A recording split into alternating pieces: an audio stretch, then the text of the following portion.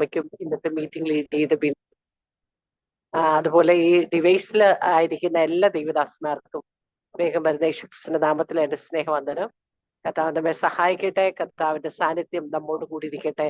സകല ബുദ്ധിയെ കവിയുന്ന ദൈവിക സമാധാനം കൊണ്ട് നമ്മുടെ എല്ലാ ഹൃദയങ്ങളെയും സർവശക്തനായ ദൈവം നിറയ്ക്കട്ടെ എന്ന് ഞാൻ പ്രാർത്ഥിക്കുകയാണ്. എനിക്ക് മീറ്റേഴ്സ് അമ്മയെ നന്നായിട്ട് അറിയാം. ഞാൻ തിരുവനന്തപുരത്താണ്. ജയൻ പാസ്റ്ററിനെ അറിയാം. അവരുടെ മിനിസ്ട്രിയെയും അവർക്ക് അവിടെയുള്ള തിരുവനന്തപുരം പട്ടണത്തിൽ അവരെ കുറിച്ചുള്ള നല്ല സാക്ഷ്യങ്ങളെ ഓർത്ത് ഞാൻ ദൈവത്തിന് നന്ദി പറയാണ്. കർത്താവിനെ സഹായിക്കട്ടെ. ഭക്തന്മാരും വിശ്വസ്തന്മാരും ഭൂമിയിൽ നിന്ന് കുറയുന്ന സമയങ്ങളിൽ കർത്താവെ വിശ്വസ്തതയ്ക്ക് വേണ്ടി ദൈവഭക്തിക്ക് വേണ്ടി നിൽക്കാൻ ഞങ്ങളെ സഹായിക്കണമേ എന്ന് നമുക്ക് ദൈവത്തോടായി പ്രാർത്ഥിക്കാം. അതുപോലെ തന്നെ എൻ്റെ മനസ്സും കുറച്ച് ചഞ്ചലപ്പെട്ട സമയങ്ങളാണ് ഈ ദിവസങ്ങളൊക്കെ. ഞാനൊരു മെയ് മാസം നാട്ടിലേക്ക് പോയി. ഈ വർഷം ആരംഭിച്ചപ്പോൾ തന്നെ എൻ്റെ അമ്മ എന്നോട് പറഞ്ഞു, ഒരു 2 മാസം മക്കളെ എൻ്റെ കൂടെ വന്ന് നിൽക്കണം. ഞാൻ എൻ്റെ 17ാമത്തെ വയസ്സിൽ ദൈവവേലയ്ക്ക് ഇറങ്ങിയതാണ്. കുറച്ച് 3 വർഷം ദൈവവചനം പഠിക്കാനായി മണക്കാല ഫെയ്ത്ത് തിയോളജിക്കൽ സെമിനാരിലായിരുന്നു. അത് കഴിഞ്ഞിട്ട് ചൈൽഡ് ഇവാഞ്ചലിസത്തിന്റെ പ്രവർത്തകയായി വർക്ക് ചെയ്തു. കുറച്ച് നാൾ ICPFലെ സ്റ്റുഡന്റ് ലീഡറായിട്ടൊക്കെ വർക്ക് ചെയ്തു. അത് കഴിഞ്ഞിട്ടാണ് വിവാഹം കഴിഞ്ഞ് നോർത്ത് ഇന്ത്യയിലേക്ക് വന്നത്. ഒത്തിരി സമയങ്ങളൊന്നും പാരന്റ്സിന് വേണ്ടി നല്ല അവസരങ്ങളൊന്നും സ്പെൻഡ് ചെയ്യാൻ കഴിഞ്ഞിട്ടില്ല. പക്ഷെ പ്രാർത്ഥനയും ഹല്ലേലൂയ അവർക്ക് വേണ്ടിയുള്ള എല്ലാ ആവശ്യ സമയങ്ങളെല്ലാം ഓടിയിട്ട് ദൈവം സഹായിച്ചിട്ടുണ്ട്. അതോർത്ത് ദൈവത്തിന് നന്ദി പറയാം. അപ്പം അമ്മ എന്നോട് ആവശ്യപ്പെട്ടു ഈ വർഷം ആരംഭിച്ചപ്പോഴേ ഒരു 2 മാസം നീ വന്ന് ഇവിടെ നിൽക്കണം. സാധാരണ നാട്ടിൽ പോകുമ്പോൾ മീറ്റിങ്ങുകളുണ്ട്, പിന്നെ ഹസ്ബൻഡ് വീട്, റിലേറ്റീവ്സിന്റെ വീട്, ഇങ്ങനെ നാട്ടിൽ 1 മാസത്തേക്ക് പോയാൽ പാരന്റ്സിന്റെ കൂടെ വളരെ കുറച്ച് സമയം കിട്ടത്തുള്ളൂ. പക്ഷെ ഈ പ്രാവശ്യം ദൈവം സഹായിച്ച് 2 മാസത്തിൽ ഒരു 3-4 ദിവസങ്ങൾ മാത്രമേ വീട്ടിൽ നിന്ന് മാറി നിന്നിട്ടുള്ളൂ. എല്ലാ ദിവസവും മീറ്റിങ്ങിന് പോകാൻ ഇറങ്ങുമ്പോൾ അമ്മ പറയും, ഒത്തിരി വൈകുന്നതിന് മുമ്പേ വരണേ, ഭക്ഷണമൊക്കെ ഇവിടെ ഉണ്ട്, മക്കൾ ഇവിടെ വന്ന് വേണം കഴിക്കാൻ, ഇങ്ങനെയൊക്കെ പറഞ്ഞു വിടും. ഞാനത് സമ്മതിക്കുകയും ചെയ്തു. ഞങ്ങൾ ജൂലൈ 23-ാം തീയതി തിരിച്ച് ലക്നോയിലേക്ക് വരാൻ ടിക്കറ്റ് എടുത്തിരുന്നു. ജൂലൈ 20-ാം തീയതി എൻ്റെ അമ്മ നിത്യതയിൽ ചേർക്കപ്പെട്ടു. ഞാൻ എൻ്റെ ലൈഫിൽ ഇങ്ങനെ ഒരു മരണം ഞാൻ കണ്ടിട്ടില്ല. ഞാൻ രാവിലെ അമ്മ കുളിച്ചൊരുങ്ങി. അമ്മ ജൂലൈ 20-ന് മരിക്കുന്നു. ഞാൻ 19-ാം തീയതി കൊച്ചുമോനെ ബാംഗ്ലൂരിലാക്കാൻ ഞങ്ങൾ 17-ാം തീയതി തിരുവനന്തപുരത്ത് നിന്ന് പോയി. 19-ാം തീയതി ഞാൻ തിരിച്ചു വരുന്നു. തിരിച്ചു കഴിക്കാൻ അമ്മ തന്നെ കറിയും മീൻകറിയും ചിക്കൻ കറിയും. എൻ്റെ വലിയ മോൻ അമ്മയുടെ പപ്പയുടെ കൂടെ ഉണ്ടായിരുന്നു. ദൈവം സഹായിച്ച് മക്കൾക്കും എൻ്റെ ഹസ്ബൻഡിനും എൻ്റെ 2 മക്കൾക്കൊക്കെ പാരന്റ്സിന്റെ കൂടെ നല്ല ഒരു സമയം ആ 2 മാസം നന്നായി സ്പെൻഡ് ചെയ്യാൻ. അപ്പൊ ഞങ്ങള് ആ 2 ദിവസം വീട്ടിൽ ഇല്ലായിരുന്നല്ലോ. 17-ാം തീയതി ബാംഗ്ലൂരിലെ കൊച്ചുമോനെ വിടാൻ പോയപ്പോ വലിയ മോനാ ഉണ്ടായിരുന്നു. ആ സമയത്തൊക്കെ മഴയൊക്കെ ഉള്ള സമയം. അപ്പൊ രാത്രി 1 മണിയൊക്കെ ആകുമ്പം മോന്റെ റൂമിൽ വന്ന് നോക്കും അമ്മ. നോക്കിയിട്ട് അവനെ പുതപ്പിക്കും. എന്നിട്ട് എന്നെ ഫോൺ ചെയ്തിട്ട് പറയും, ഇത്രയും തണുപ്പത്തും അവൻ പുതയ്ക്കത്തൊന്നും ഇല്ല, ഞാൻ അവനെ എണീറ്റ് പുതപ്പിച്ചു മക്കളെ എന്നെല്ലാം പറഞ്ഞ് രാവിലെ ഫോൺ ചെയ്യും. എന്നിട്ട് പറയും, നീ ഭക്ഷണം കഴിക്കാതെ ഒന്നും ഇരിക്കരുത്, ബാംഗ്ലൂരിൽ എവിടെ ആണെങ്കിലും നല്ല ഭക്ഷണം കിട്ടുന്നു, അവിടുന്ന് സമയത്ത് ഭക്ഷണം കഴിക്കണം. ഇതൊക്കെ ഇങ്ങനെ പറഞ്ഞ് ഫോണിൽ ഒരു കുഴപ്പമില്ലാതെ സംസാരിക്കുകയൊക്കെ ചെയ്യുമായിരുന്നു. അത് കഴിഞ്ഞിട്ട് ഞാൻ 19-ാം തീയതി തിരിച്ചു വരുമ്പം എൻ്റെ വലിയ മോനെ ഇവിടെ നോർത്ത് ഇന്ത്യയിൽ ആണ്. അവൻ 3 മാസം ആയപ്പോ തൊട്ട് ഇവിടാണ്. കൊച്ചുമോൻ ജനിച്ചു വളർന്നത് ഇവിടെ. അപ്പൊ ഇവര് നാട്ടിലെ മീനൊന്നും കഴിക്കില്ല. അപ്പൊ അവന് വേണ്ടി ചിക്കൻ കറിയും ഞങ്ങൾക്ക് വേണ്ടി മീൻ കറിയും എല്ലാം ഉണ്ടാക്കി. ഒരു 3 മണിയായപ്പോ എന്നെ ഫോൺ ചെയ്തു, രാവിലെ ഫോൺ ചെയ്തു, മക്കളെ ഞാൻ ഉച്ചയ്ക്കുള്ള ഭക്ഷണം ഉണ്ടാക്കും. അപ്പൊ ഞാൻ പറഞ്ഞ, അമ്മ ട്രെയിൻ ലേറ്റ് ആണ്, അമ്മ ബന്ധപ്പെടുമൊന്നും വേണ്ട, ഞങ്ങൾ ചിലപ്പം ലേറ്റ് ആണ്, ട്രെയിനിൽ നിന്ന് കഴിക്കാം. അപ്പൊ ഒരു 12:30 ആയപ്പോ വിളിച്ചിട്ട് പറഞ്ഞു, ട്രെയിനിൽ നിന്ന് കഴിക്കരുത്, അമ്മ ഇവിടെ ഭക്ഷണം ഉണ്ടാക്കിയിട്ടുണ്ട്. അമ്മ ഉണ്ടാക്കിയ ഭക്ഷണമൊക്കെ കഴിച്ചു. ഞായറാഴ്ച രാവിലെ കുളിച്ചൊരുങ്ങി പതിവിന് നേരത്തെ അമ്മ എഴുന്നേറ്റു. കാരണം ഞങ്ങൾ ഇത്രയും പേര്, എൻ്റെ മക്കള്, ഞാന്, പപ്പ, അമ്മ എല്ലാവരും ഉണ്ടായപ്പോ ഞായറാഴ്ച ബാത്റൂം ഒത്തിരി തിരക്കായിരിക്കും. ആദ്യമേ അമ്മ എണീറ്റ് കുളിച്ചു, ഡ്രസ് ചെയ്തു. തലേദിവസേ പറഞ്ഞിരുന്നു എനിക്ക് ഏത്തയ്ക്ക പുഴുങ്ങിയത് വേണമെന്ന്. ഷുഗർ ഉള്ളതുകൊണ്ട് ഫാസ്റ്റ് ചെയ്യത്തില്ല.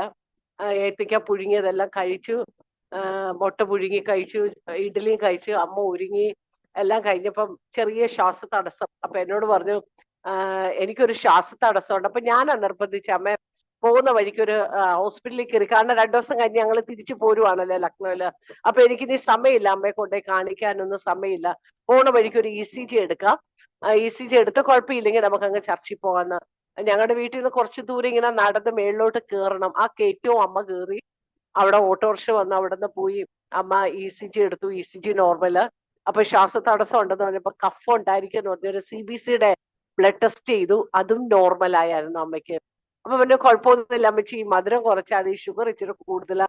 അപ്പൊ അമ്മ തമാശ പറഞ്ഞു, അപ്പച്ചന് ഒത്തിരി മധുരം മേടിച്ചോണ്ട് വരും മക്കളെ, ഞാനും അപ്പച്ചനും കൂടെ കഴിക്കും, വേറെ ആരും ഇല്ലല്ലോ. അപ്പൊ ആ നഴ്സ് അപ്പച്ചനോട് പറഞ്ഞു, അപ്പച്ചി ഇനി മേലെ അമ്മച്ചി ഇങ്ങനെ മധുരം ഒന്നും കൊടുത്ത് കൊതിപ്പിക്കരുത് എന്നൊക്കെ പറഞ്ഞു. ഞാൻ അന്നേരം ഒരു 11 മണിയായി. 11 മണിയായപ്പം എന്റെ ഹസ്ബൻഡും മോനും ചർച്ചിലോട്ട് പോയി. 11 മണിയായപ്പം എന്റെ ഹസ്ബൻഡ് വിളിച്ചിട്ട് പറഞ്ഞു, ചർച്ചിൽ വരുന്നില്ലേ, അമ്മയ്ക്ക് എങ്ങനെയുണ്ട്, കുറവുണ്ട്, ചർച്ചിലോട്ട് പോവാ, അടുത്ത ആഴ്ച നമ്മള് ചൊവ്വാഴ്ച പോവല്ലേ, ചർച്ചിൽ വന്ന് ടെസ്റ്റ് മണി പറയണം. അങ്ങനെ ഞാൻ അമ്മയും പപ്പയും വീട്ടിലോട്ടാക്കിയിട്ട് ഞാൻ ചർച്ചിലോട്ട് പോയി. എല്ലാം ദൈവത്തിന്റെ ടൈമിങ്ങിനെ ഓർത്ത് ഞാൻ ദൈവത്തിന് നന്ദി പറയാണ്. ചർച്ചിൽ പോയി, അന്ന് അവിടെ ഫുഡുണ്ട്. അപ്പൊ രാവിലെ ഈ ഹോസ്പിറ്റലിലൊക്കെ പോകാനുള്ള തിരക്കുണ്ട്, ഉച്ചയ്ക്ക് ലഞ്ച് ഉണ്ടാക്കിയില്ല. അപ്പൊ അമ്മ പറഞ്ഞു, ചർച്ചിൽ ഫുഡ് ഉണ്ടല്ലോ മക്കളെ, നിങ്ങൾ കഴിച്ചിട്ട് വാ, പപ്പയ്ക്കും അമ്മയ്ക്കും ഉള്ള ഫുഡ് ഇവിടെ ഇരിപ്പുണ്ട്. അങ്ങനെ ചർച്ചിൽ ഫുഡ് ആരാധനയൊക്കെ കഴിഞ്ഞപ്പോ മനസ്സിൽ എന്തോ ഒരു ഫുഡ് കഴിക്കാൻ നിൽക്കണ്ട, ഒരു യൂത്ത് മീറ്റിംഗ് ഉണ്ട്, അത്രയും സമയം അവിടെ നിൽക്കണ്ട, 2 ദിവസം കൂടെ ഉള്ളു, പാക്ക് ചെയ്യണം, സാധനങ്ങൾ മേടിക്കണം, അതുകൊണ്ട് വേഗം അങ്ങ് പോകാന്ന് മനസ്സിൽ കണ്ട് ഞങ്ങള് ഒരു യൂബർ ബുക്ക് ചെയ്തപ്പോ യൂബർ ക്യാൻസൽ ചെയ്തു. ആ യൂബർ ഓട്ടോക്കാരൻ ക്യാൻസൽ ചെയ്തു. പെട്ടെന്ന് ഇങ്ങനെ മേളിലോട്ട് കയറി നടന്ന് ചർച്ചയിൽ നിന്ന് മേളിലോട്ട് കയറുമ്പോ ഒരു ബ്രദർ ഓടി വന്നിട്ട് പറഞ്ഞു, പാസ്റ്റർ എന്തിനാ നടന്നു പോകുന്നത്, ഞാൻ കൊണ്ടുവിടാന്ന് പറഞ്ഞിട്ട് ആ പുള്ളി ഞങ്ങളെ വീട്ടിലോട്ട് കൊണ്ടുപോകുന്ന വഴിക്ക് ഞാൻ ഇങ്ങനെ അന്ന് രാവിലെ അമ്മ പതിവില്ലാതെ ATM കാർഡ് എടുത്ത് എന്റെ ഹസ്ബൻഡ് കൈ കൊടുത്തിട്ട് പറഞ്ഞു, മോനെ ചർച്ചിൽ പോയിട്ട് വരുമ്പോ ഇതിനകത്ത് എത്ര രൂപയുണ്ട് അത്രയും മോർണിംഗ് എടുക്കണം കേട്ടോ, ഒരു പൈസയും ബാക്കി ഇട്ടേക്കണ്ട, എല്ലാം മോർണിംഗ് എടുക്കണേന്ന് പറഞ്ഞു ATM കാർഡ് റോയിച്ചാന്റെ കയ്യിൽ കൊടുത്തു. അപ്പൊ ഞാനിങ്ങനെ ചർച്ചിൽ നിന്ന് പോകുന്ന ഈ ഞങ്ങളെ കൊണ്ടുപോകുന്ന ബ്രദറിനോട് ഞാനിങ്ങനെ പറയുന്നുണ്ട്, എവിടെയെങ്കിലും ഒരു ഹോട്ടൽ ഉണ്ടെങ്കിൽ നിർത്തണേ, 2-3 ചോറ് എടുക്കാനാ. ഇതേ കേട്ടോ കേട്ടില്ലേന്ന് അറിയില്ല. എന്റെ ഹസ്ബൻഡുമായിട്ട് ഇങ്ങനെ സംസാരിച്ച് വന്ന കൂട്ടത്ത് ജസ്റ്റ് ATM മാത്രം എടുത്ത് ATM കാർഡിൽ നിന്ന് പൈസ എടുത്തു, നേരെ കൊണ്ടുവന്ന് പുള്ളി നിർത്തിയത് ഞങ്ങളുടെ വീടിന്റെ അവിടെ. ഞാൻ വീട്ടിൽ വന്നപ്പോ അമ്മ കസേരി ഇരിക്കുക. അപ്പൊ ഞാൻ ചോദിച്ചു, അമ്മ ഭക്ഷണം കഴിച്ചോ? അപ്പൊ അമ്മ പറഞ്ഞു, കഴിച്ചു. നിങ്ങൾ കഴിച്ചോ? ഞാൻ പറഞ്ഞു, ഇല്ല അമ്മ, അമ്മ ഒത്തിരി ഒന്നും കഴിച്ചില്ല, നിങ്ങൾക്ക് കൊണ്ട് ചോറ്, മക്കള് പോയി കഴിക്കുക, ഭക്ഷണം കഴിക്കുക. ഞാൻ പറഞ്ഞ സാധാരണ അമ്മ ആദ്യം ചോദിക്കുന്നത് ഇങ്ങനെ, റോയിമോന് ഭക്ഷണം കൊടുത്തു എന്നേ ചോദിക്കൂ, ഒരിക്കൽ പോലും എന്നോട് ആദ്യം കഴിക്കാൻ പറയത്തില്ല. എന്നെ അങ്ങ് ഭയങ്കര നിർബന്ധം, നീ കഴിക്കുക. അപ്പൊ ഞാൻ പറഞ്ഞ, അമ്മ റോയിച്ചാൻ കഴിച്ചില്ല. സാരമില്ല, മക്കൾ റോയിമോന് വിളമ്പി വെക്ക്, ആരോമോനും കൊടുക്ക്, അത് കഴിഞ്ഞ് നീ അങ്ങ് കഴിച്ചിട്ട് വാ, അമ്മയ്ക്ക് ഒരു ചെറിയ അസ്വസ്ഥ പോലെ ഉണ്ട്, നമുക്ക് വേണേ ഒന്ന് ഹോസ്പിറ്റലിൽ പോവാലോ നീ ഭക്ഷണം കഴിച്ചാൽ. അങ്ങനെ എന്നെ അങ്ങ് ഭയങ്കര നിർബന്ധിച്ച് ഭക്ഷണം കഴിപ്പിക്കാനായിട്ട് ഞാൻ പെട്ടെന്ന് ഇച്ചിരി ചോറെല്ലാം കഴിച്ച് അമ്മയുടെ അടുത്തേക്ക് വന്നപ്പം അമ്മ ബാത്റൂമിൽ പോയി തിരിച്ചു വന്ന് കസേരി ഇരുന്നു. ഞാൻ ചോദിച്ചു, ഇപ്പൊ എങ്ങനെയുണ്ട് അമ്മ? അവിടെ ആ ശ്വാസത്തിന് നല്ല തടസ്സം വരുന്നുണ്ടല്ലോ എന്ന് പറഞ്ഞ് കസേരയിൽ നിന്ന് ചാടി എഴുന്നേറ്റു. അപ്പൊ എനിക്കൊരു ബുദ്ധിമുട്ട് തോന്നിയപ്പോ എന്റെ ഹസ്ബൻഡും മോനും കഴിക്കാണ്. ഞാൻ റോയിച്ചാനെ വിളിച്ചു, പപ്പയുണ്ട്, പപ്പ അമ്മയുടെ അടുത്തുണ്ട്. അമ്മ എണീറ്റപ്പോ പപ്പ കയ്യിലോട്ടൊന്ന് പിടിച്ചപ്പോ പിന്നെ പപ്പയോട് പറഞ്ഞു, പപ്പ കൈവിട, ഞാൻ പോകട്ടെ എന്ന് പറഞ്ഞു. അപ്പൊ ഞാൻ റോയിച്ചാനെ വിളിച്ചു, ഞങ്ങള് പ്രാർത്ഥിച്ചു. ഒരു ചെറിയ അസ്വസ്ഥ പോലെ ശ്വാസ തടസ്സം കൊണ്ട് ഇങ്ങനെ കൈയൊക്കെ ഒന്ന് മേളിലോട്ട് ഉയർത്തി ഞങ്ങൾ പ്രാർത്ഥിച്ചപ്പോ പറഞ്ഞു, മക്കളെ കട്ടിലോട്ട് കിടത്ത്, അമ്മ ഒന്ന് കിടക്കട്ടെ, ഒരു ബുദ്ധിമുട്ട് തോന്നുന്നു. ആ കട്ടിലോട്ട് കിടത്തിയതും അമ്മ നീണ്ട ഒരു ശ്വാസം, ഒരു ദീർഘശ്വാസം പോലെ ഒരു ശ്വാസം പോയി. പിന്നെ അമ്മ അനറ്റില്ല. മരിച്ചു എന്ന് ഞങ്ങൾക്ക് പോലും വിശ്വസിക്കാൻ, കട്ടിലിൽ കിടക്കുന്നവരെ അമ്മ സംസാരിച്ചുകൊണ്ടിരിക്കുക. അമ്മ മരിച്ചു എന്ന് എനിക്ക് വിശ്വസിക്കാൻ പോലും പറ്റിയില്ല. പിന്നെ ഞങ്ങള് ആംബുലൻസ് വരുത്തി, ആംബുലൻസിൽ ഒരു നേഴ്സ് കാണും, പുള്ളി കണ്ടോണ്ടേ പറഞ്ഞു, ചെക്ക് ചെയ്തോണ്ടേ പറഞ്ഞു അമ്മ മരിച്ചു. പക്ഷെ ഞാൻ പറഞ്ഞു, ഇല്ല അമ്മ മരിച്ചിട്ടില്ല, അമ്മയ്ക്ക് മരിക്കാൻ വേണ്ടി ഒരു അസുഖം ഉണ്ടായിട്ടില്ല, ഹോസ്പിറ്റലിലോട്ട് എന്നെ പോകട്ടെന്ന് പറഞ്ഞു. അങ്ങനെ ഹോസ്പിറ്റലിലോട്ട് കൊണ്ടുപോയപ്പോ ഡോക്ടർ പറഞ്ഞു അമ്മ മരിച്ചിട്ട് ചില മിനിറ്റുകൾ, അരമണിക്കൂറോളമായെന്ന് പറയാനിടയായി. അങ്ങനെ ശാന്തമായ ഒരു മരണം. അമ്മ ആ മരിക്കുന്നതിന് മുമ്പ്, ഒരാഴ്ചക്കൊക്കെ മുമ്പ് കുറെ കാര്യങ്ങൾ അമ്മയുടെ ഡയറിയിൽ എഴുതി വെച്ചേക്കുന്നൊക്കെ മരിച്ചു കഴിഞ്ഞപ്പോഴാണ് ഞങ്ങൾ നോക്കിയത്. വളരെ ഒരുക്കത്തോടെ ഒരു 2 മാസം അമ്മ കണ്ടിന്യൂസ് 3 അവേഴ്സ് പ്രാർത്ഥിക്കാന്ന് ദൈവത്തോട് സമർപ്പിച്ചു. രാത്രി വന്ന് നോക്കുമ്പോഴും പ്രാർത്ഥിക്കുന്ന, ഉച്ചയ്ക്ക് നോക്കുമ്പോഴും അമ്മ ഇരുന്ന് പ്രാർത്ഥിക്കുന്ന കാണാം. അത് പ്രാർത്ഥിക്കുമ്പോ പലപ്പോഴും ഞാൻ കാണുന്ന ഈ ബൈബിൾ ഇങ്ങനെ നെഞ്ചോട് ചേർത്ത് വെച്ചിങ്ങനെ കസേരയില് ചാരി ഇരുന്ന് അമ്മ പ്രാർത്ഥിക്കുന്നത് ഞാൻ പലപ്പോഴും കണ്ട്. നല്ലൊരു ജീവിതത്തെ ഓർത്ത്, ഒത്തിരി സാക്ഷ്യമുള്ള ഒരു നല്ല ജീവിതത്തെ ഓർത്ത് ഞാൻ ദൈവത്തിന് സ്തോത്രം ചെയ്യുന്നത്. നല്ല സുഖകരമായ ഒരു മരണവും അമ്മയുടെ ജീവിതത്തിൽ ഉണ്ടായി. അങ്ങനെ അത് കഴിഞ്ഞിട്ട് പിന്നെ 1 മാസം വരെ പിന്നെയും ഞങ്ങൾക്ക് കേരളത്തിൽ നിൽക്കേണ്ടി വന്നു. കാരണം ഞാനും ഇനി എൻ്റെ ഒരു യങ്ങർ സിസ്റ്ററേ ഉള്ളൂ. പപ്പ മാത്രമേ ഉള്ളൂ. പപ്പ ഭയങ്കരമായിട്ട് അതിൽ നിന്ന് റിക്കവറി ആകാൻ ഭയങ്കര ബുദ്ധിമുട്ടായിട്ട് ഇരിക്കുകയാണ്. ഉറക്കങ്ങളില്ലാത്ത രാത്രിയും പകലും ഒക്കെയാണ് പപ്പയുടെ ജീവിതത്തിൽ. നിങ്ങൾ പ്രത്യേകം പ്രാർത്ഥിക്കുക. ഇപ്പൊ എൻ്റെ യങ്ങർ സിസ്റ്റർ അവള് കോട്ടയത്തൊക്കെ എത്തിച്ച് അവളുടെ മകളെ ഇങ്ങോട്ട് സ്കൂളിലോട്ട് ചേർത്ത് ഇപ്പൊ പപ്പയെ അവള് ടേക്ക് കെയർ ചെയ്യാണ്. പ്രത്യേകം അവളുടെ കുടുംബത്തിനെ ഓർത്ത് പ്രാർത്ഥിക്കണം എന്നപേക്ഷിക്കുകയാണ്. ഹല്ലേലൂയ. കർത്താവ് നമ്മെ സഹായിക്കട്ടെ. ദൈവം ഒരുക്കുന്ന അതുകൊണ്ട് 2 മാസം അമ്മയെ ശുശ്രൂഷിക്കാനും ഞങ്ങളുടെ കൈകളിൽ തന്നെ ഇരുന്ന് അമ്മ നിത്യതയിലേക്ക് ചേർക്കപ്പെടുന്നത് കാണാനും എല്ലാം ദൈവം സഹായിച്ചു. പ്രത്യേകിച്ച് പപ്പയെ ഓർത്ത് പ്രാർത്ഥിക്കാം. പപ്പയുടെ വാർദ്ധക്യ സമയത്ത് ദൈവത്തിന്റെ സഹായം അധികമായി ഉണ്ടാകേണ്ടതിന് നിങ്ങളുടെ പ്രാർത്ഥന അപേക്ഷിക്കുകയാണ്. അല്പസമയം ചിന്തയ്ക്കായി ദൈവത്തിന്റെ പരിശുദ്ധാത്മാവിനെ ചിന്തിപ്പിച്ചൊരു വേദഭാഗം വായിക്കാൻ ആഗ്രഹിക്കുന്നു. പ്രത്യേകിച്ച് എന്നെ വർഷിപ്പ് ലീഡ് ചെയ്ത ഹക്കായി മോനെ ഓർത്ത് ഞാൻ ദൈവത്തിന് സ്തോത്രം ചെയ്യുന്നു. അനേക യൗവനക്കാരെ കുഞ്ഞുങ്ങള് ദൈവ വഴിയിൽ അല്ലാതെ ജീവിക്കുമ്പോൾ കർത്താവിന് വേണ്ടി നിൽക്കാൻ കൊടുത്ത ഹല്ലേലൂയ, ദൈവത്തിന് വേണ്ടി നിൽപ്പാൻ അവരുടെ ശബ്ദവും അവരുടെ സമയവും അവരുടെ ആരോഗ്യവും ഒക്കെ കർത്താവിന് വേണ്ടി സമർപ്പിക്കപ്പെട്ട ആ കുഞ്ഞിനെ ഓർത്ത് നിങ്ങൾ പ്രാർത്ഥിക്കണം. പലപ്പോഴും നമ്മള് പിന്മാറ്റത്തിലുള്ള നമ്മുടെ കുഞ്ഞുങ്ങളെയൊക്കെ ഓർത്ത് പലപ്പോഴും പ്രാർത്ഥിക്കാറുണ്ട്. അതുപോലെ തന്നെ ദൈവകൃപയിൽ നിൽക്കുന്ന കുഞ്ഞുങ്ങളെ ഓർത്ത് നമ്മളെ പ്രാർത്ഥിക്കണം. അവരുടെ ഒരു വഴിയും ശത്രു ദൈവത്തിൽ നിന്നും അവരെ അന്യപ്പെടുത്തി കളയാതെ ദൈവിക ശുശ്രൂഷയിൽ ഈ കാലഘട്ടത്തില് ഹല്ലേലൂയ ആവശ്യമായ ദൈവിക ശുശ്രൂഷയ്ക്ക് ആവശ്യമായ എല്ലാ ജ്ഞാനവും ഈ കുഞ്ഞുങ്ങൾക്ക് ദൈവം കൊടുക്കേണ്ടതിനായി നമുക്ക് ദൈവത്തോട് പ്രാർത്ഥിക്കാം. അല്പസമയം ചിന്തയ്ക്കായി ഞാൻ വളരെ എനിക്ക് മനസ്സിന് എന്റെ ജീവിതത്തിന് വളരെ പ്രയോജനപ്പെട്ട ഒരു വേദഭാഗമാണ് ഞാൻ ചിന്തയ്ക്കായി നിങ്ങൾ വായിക്കാൻ ആഗ്രഹിക്കുന്നത്. 2 കൊരിന്ത്യർക്ക് എഴുതിയ ലേഖനം അപ്പോസ്തലനായ പൗലോസ് കൊരിന്ത്യർക്ക് എഴുതിയ 2 കൊരിന്ത്യരുടെ 12-ാം അധ്യായം അതിന്റെ 7, 8, 9 വാക്യങ്ങൾ. വെളിപ്പാടുകളുടെ ആധിക്യത്താൽ ഞാൻ അതിയായി നിഗളിച്ചു പോകാതിരിപ്പാൻ എനിക്ക് ജഡത്തിൽ ഒരു ശൂലം തന്നിരിക്കുന്നു. ഞാൻ നിഗളിച്ചു പോകാതിരിക്കേണ്ടതിന് എന്നെ കുത്തുവാൻ സാത്താന്റെ ദൂതനെ തന്നെ. അത് എന്നെ വിട്ട് നീങ്ങേണ്ടതിന് ഞാൻ 3 വട്ടം കർത്താവിനോട് അപേക്ഷിച്ചു. അവൻ എന്നോട്, എന്റെ കൃപ നിനക്ക് മതി, എന്റെ ശക്തി ബലഹീനതകളിൽ തികഞ്ഞു വരുന്നു എന്ന് പറഞ്ഞു. ആകയാൽ ക്രിസ്തുവിന്റെ ശക്തി എന്റെ മേൽ ആവസിക്കേണ്ടതിന് ഞാൻ അതിസന്തോഷത്തോടെ എന്റെ ബലഹീനതകളിൽ പ്രശംസിക്കും. അതുകൊണ്ട് ഞാൻ ക്രിസ്തുവിന് വേണ്ടി ബലഹീനത, കയ്യേറ്റം, ബുദ്ധിമുട്ട്, ഉപദ്രവം, ഞെരുക്കം എന്നിവ സഹിപ്പാൻ ഇഷ്ടപ്പെടുന്നു. ബലഹീനനായിരിക്കുമ്പോൾ തന്നെ ഞാൻ ശക്തനാകുന്നു. അതിന്റെ 10-ാം വാക്യം ഒന്നുകൂടി ഞാൻ വായിക്കാണ്. അതുകൊണ്ട് ഞാൻ ക്രിസ്തുവിന് വേണ്ടി ബലഹീനത, കയ്യേറ്റം, ബുദ്ധിമുട്ട്, ഉപദ്രവം, ഞെരുക്കം എന്നിവ സഹിപ്പാൻ ഇഷ്ടപ്പെടുന്നു. ബലഹീനനായിരിക്കുമ്പോൾ തന്നെ ഞാൻ ശക്തനാകുന്നു. ഹല്ലേലൂയ. ക്രൈസ്തവ സഭ കണ്ടിട്ടുള്ളതിൽ വിശ്വാസത്തിലും പ്രത്യാശയിലും നീതിയിലും വിശുദ്ധിയിലും ഹല്ലേലൂയ എല്ലാ ദൈവിക സ്വഭാവങ്ങളിലും അഗ്രഗണ്യനായ ഒരു ഭക്തൻ പറയുന്ന വാക്കാണ് നാം വായിച്ച അവസാനത്തെ 10-ാമത്തെ വാക്യം. അതുകൊണ്ട് ഞാൻ ക്രിസ്തുവിന് വേണ്ടി ബലഹീനത, കയ്യേറ്റം, ബുദ്ധിമുട്ട്, ഉപദ്രവം, ഞെരുക്കം എന്നിവ സഹിപ്പാൻ ഇഷ്ടപ്പെടുന്നു. നമ്മൾ ആരും ഇഷ്ടപ്പെടാത്തൊരു കാര്യം, അല്ലെങ്കിൽ നമ്മുടെ പ്രാർത്ഥനയും നമ്മുടെ ഉപവാസവും അല്ലെങ്കിൽ നമ്മുടെ സമയം ഓർന്നിരിക്കുന്നതൊക്കെ എങ്ങനെ പറഞ്ഞാലും ഈ ഭൂമിയിൽ എന്തെങ്കിലുമൊക്കെ ഒരു ആവശ്യങ്ങൾ, ഞെരുക്കങ്ങളിൽ നിന്നും ബുദ്ധിമുട്ടുകളിൽ നിന്നും ബലഹീനതകളിൽ നിന്നും കഷ്ടതകളിൽ നിന്നൊക്കെ ഉള്ള ഒരു വിടുതലിന് വേണ്ടിയാ. എന്നാൽ നേരെ തിരിച്ച് ഒരു ഭക്തൻ ഇവിടെ പറയുന്നത്, ഇതെല്ലാം സഹിപ്പാൻ ഞാൻ ഇഷ്ടപ്പെടുന്നു, ഞാൻ ബലഹീനനായിരിക്കുമ്പോൾ തന്നെ ഞാൻ ശക്തനാകുന്നു. ഹല്ലേലൂയ. ദൈവത്തിന്റെ പരിശുദ്ധാത്മാവിന്റെ അത്യന്തമായ ശക്തി ആ മൺകൂടാരത്തിൽ അനുഭവിച്ചറിഞ്ഞപ്പോൾ തനിക്ക് മനസ്സിലാകാൻ കഴിഞ്ഞു. ഹല്ലേലൂയ. ബലഹീനമായ ഒരു മർത്യ ശരീരമാണ് എന്റെ ശരീരത്തിൽ ഉണ്ടായത്. ഒരു കൂടാരം, അല്ലെങ്കിൽ ഈ മൺകൂടാരം ബലഹീനമായതാണ്. എന്നാൽ ആ മൺകൂടാരത്തിൽ ഇരിക്കുന്ന ഒരു അത്യന്ത ശക്തിയുണ്ട്, അത് ബലഹീനമല്ല. ഹല്ലേലൂയ.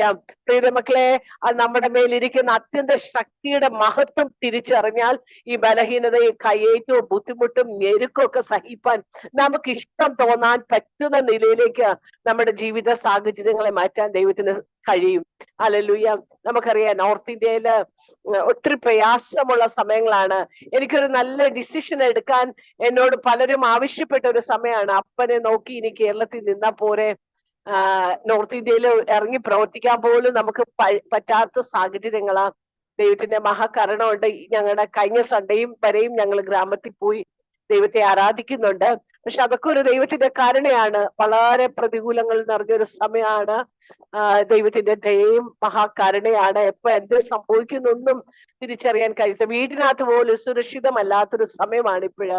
പക്ഷെ ദൈവത്തിന്റെ കൃപയും ആ പരിശുദ്ധാത്മാവിന്റെ അത്യന്ത ശക്തിയുടെ വ്യാപാരവും തിരിച്ചറിഞ്ഞ് ഹല്ലേലൂയ, മറ്റുള്ളവരെക്കാൾ വലിയവൻ, എല്ലാവരെക്കാൾ വലിയവൻ, സകലത്തിന്റെ അധികാരമുള്ള ദൈവമാണ് എന്നെ നിയന്ത്രിക്കുന്നത് എന്നുള്ള ബോധ്യം നമ്മുടെ ഉള്ളില് ദൈവാധികമായി തരേണ്ടതിനായി, ഹല്ലേലൂയ, പരിശുദ്ധാത്മാവിന്റെ ശക്തി കൊണ്ട് നമ്മളെ നിറയ്ക്കേണ്ടതിനായി നമുക്ക് ദൈവത്തോടെ പ്രാർത്ഥിക്കാം. ഞാൻ വായിച്ച വേദഭാഗം അപ്പോസ്തലനായ പൗലോസിന്റെ ഒരു ചെറിയ അനുഭവ സാക്ഷ്യമാണ്.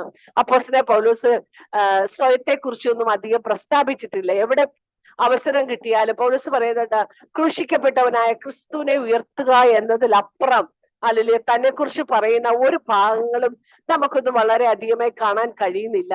താൻ വിവാഹിതനാണോ ഇല്ലയോ, ഹല്ലേലൂയ, തന്റെ കുടുംബത്തെ കുറിച്ച്, താൻ വേർപെട്ടു വന്ന കുടുംബ പശ്ചാത്തലം പറയുന്നുണ്ട്. അതല്ലാതെ തന്റെ മിഷൻ യാത്രകളിലെ തന്റെ വ്യക്തിപരമായ കാര്യങ്ങളൊന്നും പൗലോസ് പലയിടത്തും രേഖപ്പെടുത്തിയിട്ടില്ല. പല സ്കോളേഴ്സിന്റെ അഭിപ്രായത്തിലും അവരുടെ പഠനങ്ങളിൽ നിന്നൊക്കെ കിട്ടിയ തന്റെ ജീവിത കാര്യങ്ങളൊക്കെയാണ് നമുക്കറിയാവുന്നത്. അതിലെ ഒരു ഭാഗത്ത് താൻ വെളിപ്പെടുത്തിയ ഒരു ഭാഗമാണ് ഈ ഭാഗം.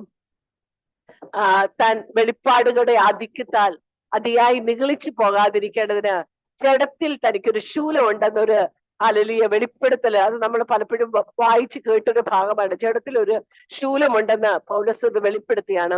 ആ വെളിപ്പെടുത്തുമ്പോൾ തന്നെ പൗലോസ് തിരിച്ചറിയുന്ന ആ ശൂലം എന്തിനുള്ളതാണെന്നും ഒരു തിരിച്ചറിവ് പൗലോസ് നേടുകയാണ്. പൗലോസ് പറയാണ്, വെളിപ്പാടുകളുടെ ആധിക്യത്താൽ നിഗളിക്കാതിരിക്കാനല്ല, അതിയായി നിഗളിക്കാതിരിക്കാൻ.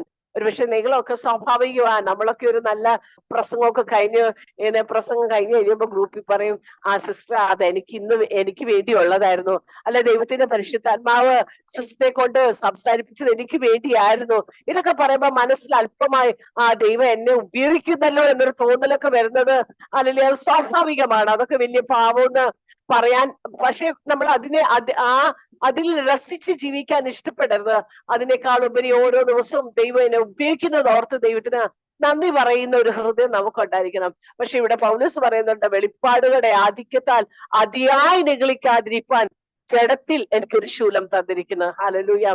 പൗലോസ് അതിയായി നിഗളിപ്പാൻ ഒത്തിരി വകയുള്ള ഒരു മനുഷ്യനാണ്. ഹല്ലേലൂയ. ഞാൻ പൗലോസിന്റെ ആ ഭാഗങ്ങളൊക്കെ പഠിച്ചപ്പം എന്നെ മനസ്സിലാക്കാൻ കഴിഞ്ഞ പല കാര്യങ്ങളുണ്ട്. യേശുക്രിസ്തു സുവിശേഷങ്ങളിൽ അത്ഭുതങ്ങൾ, യേശുക്രിസ്തു ഒത്തിരി അത്ഭുതങ്ങൾ സുവിശേഷത്തിൽ ചെയ്തിട്ടുണ്ട്. ഹല്ലേലൂയ. കുരുടനെ കാഴ്ച കൊടുത്ത അനുഭവങ്ങൾ, മണ്ണില് ചേറുണ്ടാക്കി അതിൽ തുപ്പി അത് ചേറുണ്ടാക്കി കുരുടനെ കാഴ്ച കൊടുത്തു, നമുക്കത് കാണാൻ കഴിയും. യേശുക്രിസ്തുവിന്റെ വസ്ത്രം തൊട്ട് രോഗികൾ സൗഖ്യമായിട്ടുണ്ട്. അല്ലെങ്കിൽ യേശുക്രിസ്തുവിന്റെ നിഴല് തട്ടി രോഗികൾ സൗഖ്യമായിട്ടുണ്ട്. പല തരത്തില് സർവശക്തനായ അല്ലെങ്കിൽ പുത്രനായ യേശു പിതാവായ ദൈവത്തിന്റെ ഏകജാതനായ പുത്രൻ യേശുക്രിസ്തു അത്ഭുതങ്ങൾ ഈ ഭൂമിയിൽ ചെയ്തിട്ടുണ്ട്. എന്നാൽ വേദപുസ്തകത്തിൽ പറയാത്ത, യേശു ചെയ്യാത്ത ഒരു അത്ഭുതം അപ്പോസ്തലനായ പൗലോസ് തന്റെ ശുശ്രൂഷ ചെയ്തിട്ടുണ്ട്. നമുക്ക് ആ വേദഭാഗം വായിക്കാം. അപ്പോസ്തല പ്രവൃത്തിയുടെ പുസ്തകം അതിന്റെ 19-ാം അധ്യായം 11-ാം വാക്യം. ആർക്കെങ്കിലും ഒന്ന് വായിക്കാവോ? പ്രവൃത്തിയുടെ പുസ്തകം 19-11.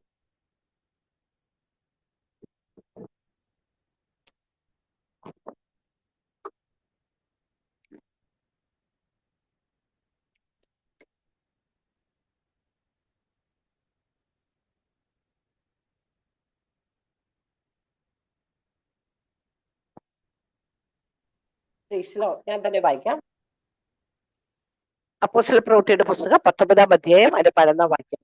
ദൈവം പൗലോസ് മുഖാന്തരം അസാധാരണമായ വീര്യപ്രവൃത്തികളെ ചെയ്യുകയാൽ അവന്റെ മേന്മേൽ നിന്ന് റൂമാലും ഉത്രിയും രോഗിയുടെ മേൽ കൊണ്ടുവന്നിടുകയും വ്യാധികൾ അവര് വിട്ടുമാറുകയും ദുരാത്മാക്കൾ പുറപ്പെടുകയും ചെയ്തു. ഹല്ലേലൂയ. ഈ ശുശ്രൂഷ ക്രൈസ്തവ സഭയ്ക്ക് ആദ്യം കാണിച്ചു തരുന്നത് അപ്പോസ്തലനായ പൗലോസ് ആണ്. അവന്റെ മേന്മേൽ നിന്ന് റുമാലും ഉത്രിയും വീഴുമ്പോൾ രോഗികൾ സൗഖ്യമാകുന്നു, അശുദ്ധാത്മാക്കൾ പുറപ്പെട്ടു മാറുന്നു. Hallelujah, hallelujah. അവിടെ കൊണ്ടുവന്ന വ്യാധികൾ, അവരുടെ വ്യാധികളൊക്കെ സൗഖ്യമാകുന്നു. ഈ ഒരു ശുശ്രൂഷ ക്രൈസ്തവ സഭയ്ക്ക് ഇതിനൊരു മാതൃക കാണിച്ചു തന്ന അപ്പോസ്തലന്മാരിൽ ശ്രേഷ്ഠനായ പൗലോസിന് വെളിപ്പാടുകളുടെ ആധിക്യം കൊണ്ട് അതിയായി നിഗളിപ്പാൻ വകയുണ്ട്. ഹല്ലേലൂയ. മറ്റൊരു ഭാഗത്തില് യേശുക്രിസ്തുവിനെ ഈ ക്രൂശിക്കാൻ കാരണമായി തീർന്നത് അവൻ യഹൂദന്മാരുടെ രാജാവായി എന്ന് പറയുന്നു എന്ന് പീലാത്തോസ് അവന്റെ മേൽ എഴുതി വെച്ച കുറ്റവും അതാണ്. നീ യഹൂദന്മാരുടെ രാജാവാണോ എന്ന് ചോദിച്ച ഒരു കുറ്റവും അവന്റെ മേൽ ചുമത്തുകയാണ്. എന്നാൽ പൗലോസിന്റെ മിഷണറി യാത്രയിൽ നമുക്കറിയാം, മെലീത്ത ദ്വീപിൽ വരുന്നു. അവര് വലിയ പ്രതികൂലങ്ങളും കാറ്റുകളൊക്കെ, ഹല്ലേലൂയ, ഈശാനമൂല കാറ്റുകളൊക്കെ അവിടെ പടകിലടിച്ച് പടക് തകരുമെന്ന് തോന്നിയപ്പോൾ പൗലോസ്, ഹല്ലേലൂയ, പരിശുദ്ധാത്മ നിയന്ത്രണത്തില്, ഹല്ലേലൂയ, തന്നിൽ വെളിപ്പെട്ട ദൈവത്തിന്റെ മഹത്വം, ദൈവത്തിന്റെ ആലോചന പ്രകാരം അതിലുള്ള അധികാരികളോടൊക്കെ പറയാണ്, കപ്പലിനല്ലാതെ ഇതിലുള്ള ആർക്കൊരു, ഹല്ലേലൂയ, ഒരു ദോഷം സംഭവിക്കില്ല. അതിന്റെ പൗലോസ് പറയുന്നതിന്റെ അനുസരിച്ച് തന്നെ കപ്പലിലെ പ്രമാണികൾ പല കാര്യങ്ങൾ നീക്കം ചെയ്യുന്നതായിട്ടൊക്കെ നമുക്ക് അവിടെ കാണാം. ഇതൊക്കെ കഴിഞ്ഞും അവര് അതിൽ നിന്നൊക്കെ രക്ഷപ്പെട്ടു വരുമ്പോൾ ആ ദ്വീപിൽ ചെല്ലുമ്പം ഒരണലി കടിക്കുകയാണ്. അപ്പൊ പലരും ഹല്ലേലൂയ പൗലോസിനെ നോക്കി പറയാണ്, ദൈവദോഷം ചെയ്തിട്ടാണ് ഇവന്റെ നേർക്ക് ഇതൊക്കെ സംഭവിക്കുന്നത്. ഇങ്ങനെ പൗലോസിനെ നോക്കി പലതും പറയുമ്പോൾ അവൻ വീർക്കുകയോ ചത്തു വീഴുകയോ ചെയ്യാതിരിക്കുന്നത് കണ്ടിട്ട്, അല്ലെങ്കിൽ അടുത്ത സെക്കൻഡില് അവൻ മഹാപാപി എന്ന് പറഞ്ഞവർ അവന്റെ ജീവിതത്തിൽ ദോഷമൊന്നും വരാതെ ഇരിക്കുന്ന കണ്ടപ്പോൾ അടുത്ത സെക്കൻഡിൽ പറയാണ്, ഇവനൊരു ദേവൻ. Hallelujah, hallelujah. ആ ഒരു മഹത്വകരമായ ഒരു പദവി, ഹല്ലേലൂയ, ദൈവത്തിന്റെ പുത്രന്മാരാണെന്നുള്ളൊരു അന്യജാതിക്കാരുടെ നാവിൽ കൊണ്ട് പറയിപ്പിച്ച ദൈവിക മഹത്വമൊക്കെ പൗലോസ് കാണുമ്പോൾ ശത്രുവിന് പൗലോസിന്റെ നേർക്ക് പല വാക്ക് പറയാൻ കഴിയും. അവിടെയൊക്കെ വെളിപ്പാടുകളുടെ ആധിക്യം കൊണ്ട് 3-ാം സർഗത്തോളം എടുക്കപ്പെട്ട് ഹല്ലേലൂയ ദൈവമഹത്വം തിരിച്ചറിഞ്ഞ ആ ദൈവഭക്തൻ ആ വെളിപ്പാട് പ്രാപിക്കുകയാണ്. ഞാൻ വെളിപ്പാടുകളുടെ ആധിക്യം കൊണ്ട് അതിയായി നിഗളിക്കാതിരിക്കേണ്ടതിന് എന്റെ ജഡത്തിൽ എനിക്കൊരു ശൂലം തന്നിരിക്കുന്നു. പ്രിയ മക്കളെ, പല വിഷയങ്ങൾ നാളുകളായി നിങ്ങൾ പ്രാർത്ഥിക്കുന്നുണ്ടായിരിക്കാം, പല വിഷയങ്ങൾക്ക് നാളുകളായി നിങ്ങൾ നീക്കുപോക്കിന് അന്വേഷിക്കുന്നുണ്ടായിരിക്കാം. ഒരു വിഷയം, ആ വിഷയങ്ങൾ നിങ്ങളെ വിട്ട് മാറിയിട്ടില്ലെങ്കിൽ ദൈവം ദൈവകൃപയിൽ നിർത്തുവാൻ വേണ്ടി വെച്ച ഒരു അതിർവരമായി അത് കണ്ടുകൂടെ? ഹല്ലേലൂയ. അപ്പോസ്തലനായ പൗലോസിന് ഒത്തിരി അത്ഭുതങ്ങൾ, അവന്റെ മേന്മേൽ നിന്ന് റുമാലും ഒത്തിരിയൊക്കെ കൊണ്ടിടുമ്പോൾ രോഗികൾ സൗഖ്യമായി. ഹല്ലേലൂയ. അത്ഭുതങ്ങൾ കണ്ടവൻ ഇന്നും അവന്റെ ശരീരത്തിൽ ബലഹീനത അനുഭവിക്കുകയാണ്. അവൻ തിരിച്ചറിഞ്ഞൊരു സത്യമുണ്ട്, ഹല്ലേലൂയ, ഈ ബലഹീനതയ്ക്കകത്ത് ദൈവത്തിന്റെ കൃപ എന്റെ മേൽ പെരുകയാണ്, ദൈവത്തിന്റെ കൃപ എന്റെ മേൽ നാൾക്ക് നാൾ പെരുകിക്കൊണ്ടിരിക്കുകയാണ്. പ്രിയ ദൈവജനമേ, കർത്താവിൽ നിന്നും നിത്യതയുടെ മഹത്വത്തിൽ നിന്നും നാം അന്യപ്പെട്ടു പോകാതിരിക്കേണ്ടതിന് സ്വർഗസ്നായ ദൈവം ഒരുക്കി തന്ന ചില അതിർവരമ്പുകളുണ്ട്. അത് ലംഘിക്കാതിരിക്കുവാൻ ഒരു ദൈവകൃപയ്ക്ക് വേണ്ടി നമുക്ക് ദൈവത്തോടായി പ്രാർത്ഥിക്കണം.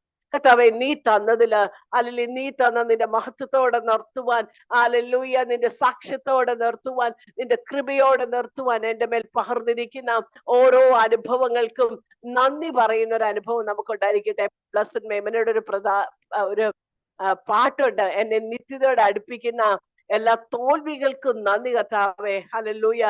എന്നെ നിത്യതയോടെ അടുപ്പിക്കുന്ന എല്ലാ അനുഭവങ്ങൾക്കും നന്ദി കർത്താവേ. നമ്മുടെ കാഴ്ചപ്പാടുകൾക്ക് വ്യത്യാസം സംഭവിക്കട്ടെ. കർത്താവിന്റെ കൃപയോട് അടുത്ത് നിർത്തുവാനായി, അല്ലെങ്കിൽ ഉപയോഗിക്കുവാൻ വേണ്ടി ആ ദൈവകൃപയുടെ അനുഭവത്തോട് ചേർത്ത് നിർത്തുന്ന ദൈവിക അനുഭവങ്ങൾക്ക് നന്ദിയുള്ളവരായി ജീവിപ്പാൻ ദൈവം നമ്മെ സഹായിക്കട്ടെ. പൗലോസ് പറയുന്നു, വെളിപ്പാടുകളുടെ ആധിക്യത്താൽ ഞാൻ അതിയായി നിഗളിച്ചു പോകാതിരിക്കേണ്ടതിന് ജഡത്തിൽ എനിക്കൊരു ശൂലം തന്നിരിക്കുന്നു. ഹല്ലേലൂയ. എന്നെ കുത്തുവാൻ സാത്താന്റെ ദൂതനെ തന്നെ. ഞാൻ പലപ്പോഴും ചിന്തിച്ച ഒരു കാര്യമുണ്ട്, ദൈവത്തിന് മാത്രമേ ദൂതന്മാരുള്ളൂ. ദൈവത്തിന്റെ ദൂതന്മാരുടെ പ്രത്യേകത തന്റെ ഭക്തന്മാരുടെ കാൽ കല്ലിത്തട്ടി പോകാതിരിക്കേണ്ടതിന് നിന്നെ കൈകളിൽ വഹിച്ചു കൊള്ളുവാൻ ഞാൻ അവനെ ദൂതന്മാരോട് കൽപ്പിക്കും. നമുക്ക് മുമ്പായി പുറപ്പെടുന്ന ദൂതന്മാരുണ്ട്, നമുക്ക് പിൻപായി പുറപ്പെടുന്ന ദൂതന്മാരുണ്ട്. ദുർഘടങ്ങളെ നിരപ്പാക്കുവാൻ അയക്കുന്നവരുണ്ട്, പ്രാണനെ കാക്കുവാൻ അയക്കുന്നവരുണ്ട്. Hallelujah, hallelujah. ദൈവിക ദൂതഗണങ്ങളുടെ സംരക്ഷണയില് നമ്മെ നടത്തുന്ന ഒരു സ്വർഗസ്നായ പിതാവ് നമുക്കുള്ളതിനായി ദൈവത്തിന് മഹത്വം. ഹല്ലേലൂയ. നന്ദി കർത്താവേ. ദൈവത്തിന്റെ സംരക്ഷണയ്ക്ക് വലയത്തിനുള്ളിലാണ് നാം ആയിരിക്കുന്നത്. എന്നാൽ സാത്താനും ഇതുപോലെ ദൂതന്മാരുണ്ടെന്ന് പൗലോസ് പറയാണ്.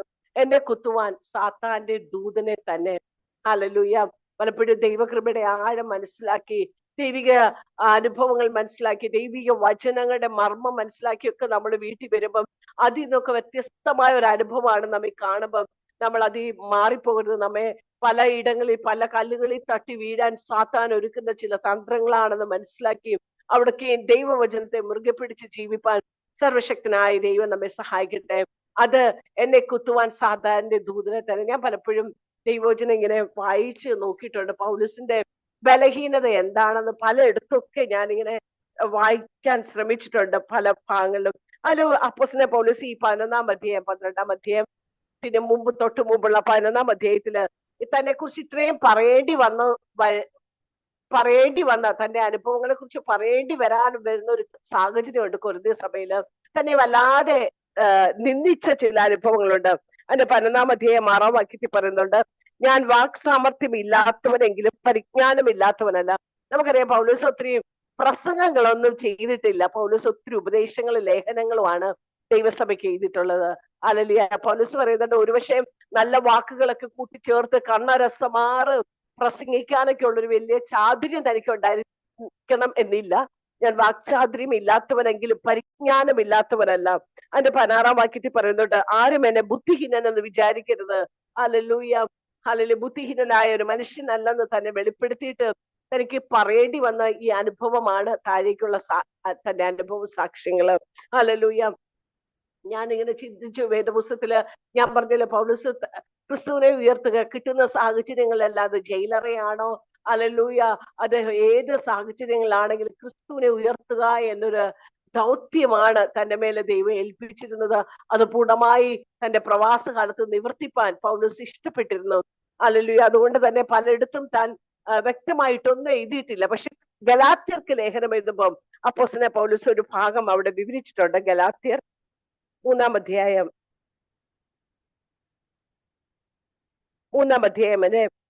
12-ാം വാക്യം മുതൽ, സഹോദരന്മാരെ, ഞാൻ നിങ്ങളെ പോലെ ആകയാൽ നിങ്ങളും എന്നെ പോലെ ആകുവാൻ ഞാൻ നിങ്ങളോട് അപേക്ഷിക്കുന്നു. നിങ്ങൾ എന്നോട് ഒരു അന്യായവും ചെയ്തിട്ടില്ല. ഗലാത്യ സഭയോട് പറയാണ്, ഞാൻ ശരീരത്തിലെ ബലഹീന നിമിത്തം ഒന്നാമത് നിങ്ങളോട് സുവിശേഷം അറിയിപ്പാൻ സംഗതി വന്നു എന്ന് നിങ്ങൾ അറിയണമല്ലോ. ഇതിൽ നിന്ന് മനസ്സിലാക്കാം, പൗലോസ് ശരീരത്തിൽ ബലഹീനനായ ഒരു മനുഷ്യനായിരുന്നു. ശരീരത്തിന്റെ ബലഹീന നിമിത്തം ഞാൻ നിങ്ങളോട് സുവിശേഷം അറിയിപ്പാൻ സംഗതി വന്നു എന്ന് നിങ്ങൾ അറിയുന്നല്ലോ. എന്റെ ശരീര സംബന്ധമായി നിങ്ങൾക്കുണ്ടായ പരീക്ഷ നിമിത്തം നിങ്ങൾ നിന്നയോ വെറുപ്പോ കാണിക്കാതെ ദൈവദൂതനെ പോലെ ക്രിസ്തയേശുവിനെ പോലെ എന്നെ കൈക്കൊള്ളുക അത്രേ ചെയ്തത്. പൗലോസ് ഗലാത്യ സഭയ്ക്ക് ഒരു ഹല്ലേലൂയ ഒരു പ്രശംസ പറയാണ്. ശരീരത്തിന്റെ ബലഹീന നിമിത്തം നിങ്ങൾ എന്നെ നിന്ദിച്ചില്ല. ഇതൊക്കെ സ്വാഭാവികമാണ്. ശരീരത്തിലെ ബലഹീനമുള്ള മനുഷ്യനെ കാണുമ്പം നമ്മളൊക്കെ നിന്ദിക്കുന്ന അനുഭവം ഉണ്ടെന്ന് പൗലോസിന് അറിയാം. എന്തെങ്കിലുമൊക്കെ നിലയില് അല്ലെങ്കിൽ ദൈവം എന്തുകൊണ്ടാ ഇത്രയും ദിവസം സൗഖ്യം കൊടുത്തില്ലേ, എന്തുകൊണ്ടാ ക്യാൻസർ വന്നേ, എന്തുകൊണ്ടാ ഇങ്ങനെ മാരക രോഗങ്ങൾക്ക് അടിമപ്പെട്ടത്, ഇങ്ങനെയൊക്കെയുള്ള ചോദ്യങ്ങൾ മനുഷ്യരുടെ ഹൃദയത്തിൽ വരുമെന്ന് പൗലോസിന് അറിയാം. അവിടെ പൗലോസ് പറയാണ്, നിങ്ങളെ ശരീരത്തിലെ ബലഹീന നിമിത്തം എന്നെ നിന്ദിക്കോ എന്നെ വെറുക്കോ ചെയ്തില്ല. ഹല്ലേലൂയ. നിങ്ങൾ എന്നെ കരുതിയത്, ഹല്ലേലൂയ ഹല്ലേലൂയ, എന്നെ നിന്നെ വെറുപ്പോ കാണിക്കാതെ ദൈവദൂതനെ പോലെ ക്രിസ്തയേശുവിനെ പോലെ എന്നെ കൈക്കൊള്ളുക അത്രേ ചെയ്തത്. ഗലാത്യ സഭ പൗലോസിനെ, ബലഹീനനായ ഈ ദൈവഭക്തനെ കണ്ടത് ഒരു ദൈവദൂതനെ പോലെയാണ്. ഒരുപക്ഷെ എത്രമാത്രം ഒരു പവിത്ര ജീവിതമായിരിക്കണം പൗലോസിൻ്റെത്. ഒരു ദൈവദൂതനെ പോലെ നമുക്ക് ഒരു മനുഷ്യനെ അടുക്കുതോറും കൂടുതൽ അടുക്കാൻ ഇഷ്ടപ്പെടുകയാണെങ്കിൽ, കൂടുതൽ അടുക്കുവാൻ നാം ആഗ്രഹിക്കുന്നെങ്കിൽ ആ മനുഷ്യനിലുള്ള ആ സഹോദരിയിലുള്ള ഒരു ദൈവകൃപയുടെ ആഴം കൊണ്ടായിരിക്കില്ല നമ്മളെ കൂടുതൽ അടുപ്പിക്കുന്നത്.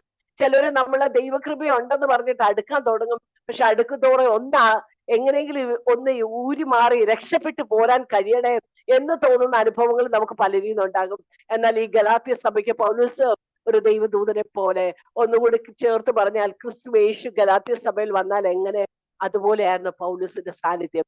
പ്രിയമക്കളെ, നമ്മുടെ ക്രിസ്ത്യ ജീവിതത്തിലെ നമ്മുടെ സാന്നിധ്യം, ഹല്ലേലൂയ, നമ്മുടെ വിശ്വാസികൾക്ക്, ഹല്ലേലൂയ, നമ്മുടെ ഭൃത്യന്മാർക്ക്, ഹല്ലേലൂയ, പ്രവർത്തകർക്ക് നമ്മുടെ സാന്നിധ്യത്തിൽ നിന്ന് ലഭിക്കുന്ന ആത്മീക ചൈതന്യം വളരെ വലുതാകേണ്ടതിനായി നാം നമ്മെ തന്നെ ഏൽപ്പിച്ചു കൊടുക്കണം.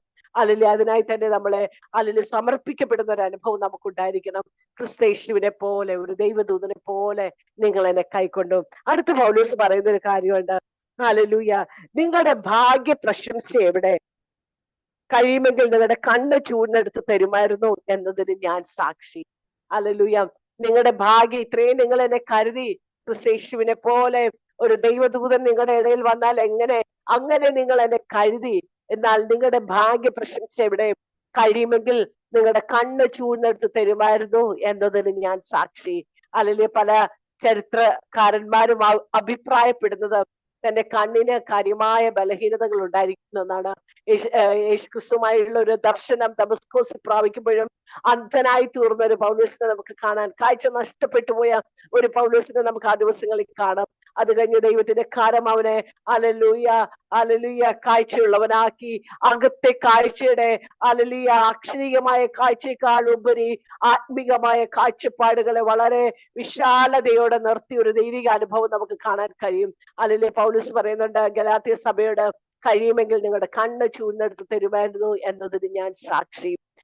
അതുകൊണ്ട് ചരിത്രകർത്തന്മാരുടെ അഭിപ്രായത്തിൽ തന്റെ കണ്ണിന് കാര്യമായ ബലഹീനതകൾ ഉണ്ടായിരുന്നു എന്നാണ് പറയുന്നത്.